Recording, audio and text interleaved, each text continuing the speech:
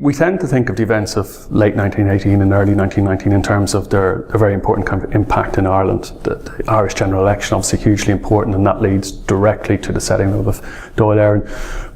But these events, and particularly kind of Republican thinking around these events, were very much driven in terms of a need to sort of appeal to the international world in terms of gaining independence. So, for example, if we look at the Sinn Féin's General Election Manifesto, it's quite clear about what Sinn Féin are asking for. They're asking for a mandate to bring Ireland's case to the peace conference in Europe, and they lay out a kind of a set of steps that will help them do that. And central to that is the idea of setting up an Irish Parliament. And so, if you look at the events of 21st of January 1919, when the Parliament is set up, the international kind of dimension is hugely important. So, for example, three key documents are passed at that meeting. There's a message to the Free Nations, which is effectively appealing an appeal to international solidarity to support Ireland's demand for independence. Also, the Declaration of Independence, which, if you think about it, is a very kind of conventional way of appealing for international support, going back to the American Declaration of Independence in the 18th century. And we also have the Democratic Programme, which is a very radical document in terms of a sort of a blueprint for social change in Ireland.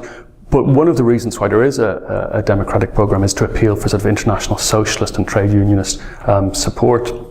If you think about the event itself, the first day of the Dáil, I mean, it's for a domestic audience, but it's also for an international audience. There's about 100 journalists present. Most of them are international journalists.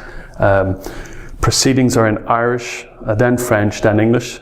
Which is curious in the sense that certainly not all of the TDs would have been even able to speak Irish, but it kind of makes sense if you think about what's happening as a kind of a spectacle for the international community, and in that sense, doing proceedings in Irish very strongly makes the case that Sinn Féiners want to make, which is that Ireland is a separate nation with a separate identity and culture to Britain. So we tend to think of this period as the beginning of the War of Independence, because on the same day we get an ambush at Sullow Beg, and the Dáil is suppressed, and we go into a kind of a guerrilla warfare. But actually, many Republicans who would have been gathering at Dáil Éireann on that first day would have had in mind that the route to independence is primarily through politics. It's through making an appeal for international support, gaining a place at the Paris Peace Conference, and it's really only subsequently that violence becomes a more important element of the equation. So